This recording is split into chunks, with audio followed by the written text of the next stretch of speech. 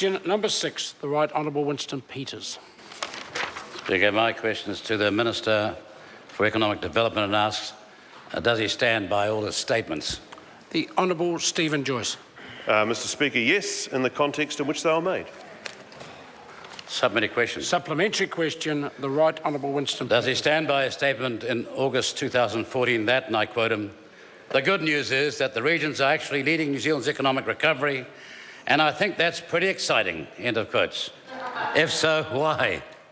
The Honourable Stephen Joyce. Well, Mr. Speaker, yes, I do, and I'm pleased the member is acknowledging it. Supplementary question, Right Honourable Winston Peters. How are the regions able to lead the so-called economic recovery when Northland Waste, a local company up north, lost their contract with the Department of Corrections for waste management to a Chinese-owned company with no tender process whatsoever being held? Order. Order. Well, Order. I have not yet called the Minister. Order. The Honourable Stephen Joyce. well, Mr. Speaker, the good news for the member is he may just be learning about Northland himself, but the Northland economy is about so much more than waste management. It is a very significant, for example, processor in the oil and gas industry.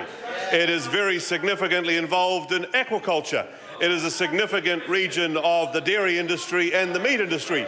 It has significant engineering companies, Mr. Speaker. It has a significant tourism industry and a significant education industry, and all of these are contributing to Northland's growth, Mr. Speaker. Supplementary question. Order. Supplementary question, the Right Honourable Winston Peters. Besides the last by-election being Waste Management Day for him, how does it contribute to the economic development of the regions when a local company gets shut out in favour of a foreign-owned company, and the decision is not to do this is not fair, it is not a free market decision, it is not open to competition, but instead by decree from the Inland Revenue Department? The Honourable Stephen Joyce. Well, Mr. Speaker, the member I know has been beating a drum against international investment for some time. In fact, I think nearly 40 years. But actually, most New Zealand regions actually welcome international investment. They welcome when businesses put money into their regions. And in fact, the member himself might like to contribute by opening one of those parliamentary offices he keeps going on about now that he's won the by-election. Order. Point of order. Order. Point of order, Speaker. Order. Point of order, the Right Honourable. Speaker, answers have got to be terse and to the point.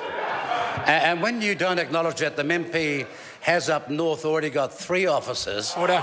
then you're just telling... Member. Order.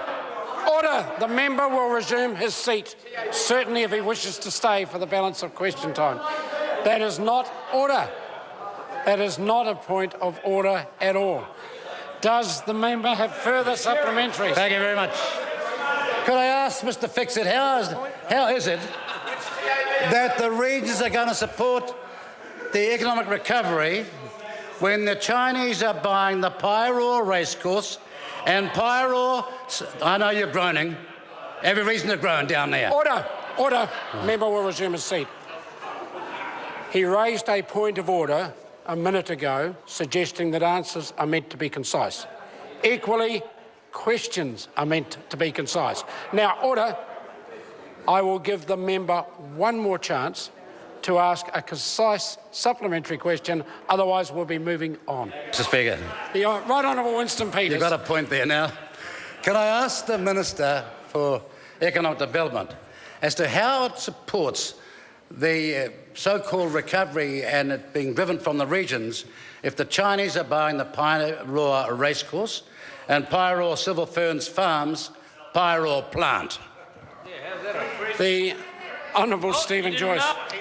Well, Mr. Speaker, once again the member is beating the anti-Chinese drum which he loves so much. But can I explain it to him? It works like this, is that when somebody comes into a region and makes an investment in that region, that's generally positive, particularly if it's passed through the Overseas Investment Office and is shown to actually add jobs and growth to the region. I know that member is against that sort of economic activity. In fact, he's against nearly all economic activity in regional New Zealand, but this government is in favour. Order. Question number 7, Grant Robertson. Mr Speaker, my question is to the Minister of Finance. When did Treasury first advise him that economic conditions were starting to mirror the downside scenario in his 2015 budget? The Honourable Bill English. Mr Speaker, Treasury have not specifically advised me of that. Treasury have